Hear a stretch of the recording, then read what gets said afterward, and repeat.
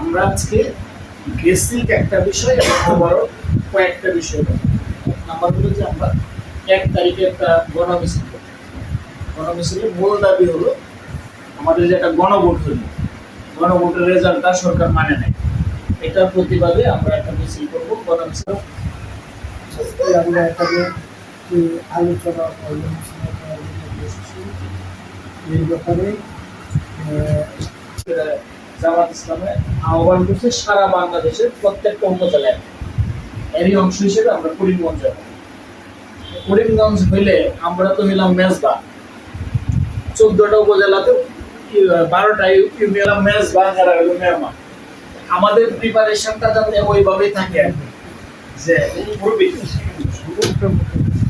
আমরা আমরা চাইতেছি যে গতানুগতিক অন্যান্য বারের মতো যাতে এবার কিনা হয়। আমরা এবার প্রস্তুতি একটু বেশি রাখতে চাইতেছি, আমরা পারবো না ইনশাল্লাহ। আমরা যদি একটু এই যে এখানে আমরা কত লোক একসাথে হয়ে গেছি আলহামদুলিল্লাহ, এটা জামাত ইসলামের পজিটিভ সাইড যে আমরা এক সময় প্রায় লোক পাইতাম না, এখন যে কমিটি আছে, শক্তিশালী একটা কমিটি আছে, এটা তো পরের কথা, আমরা জানি যে জামাত ইসলামী।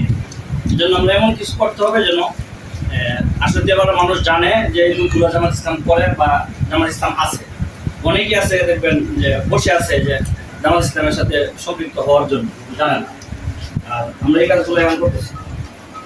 আমরা এই আগে বলছিল যে প্রোগ্রামগুলো বিভিন্ন জায়গায় করার জন্য, আমরা প্রোগ্রামগুলো প্রয়োজনে উন্মুক্ত স্থানে করি।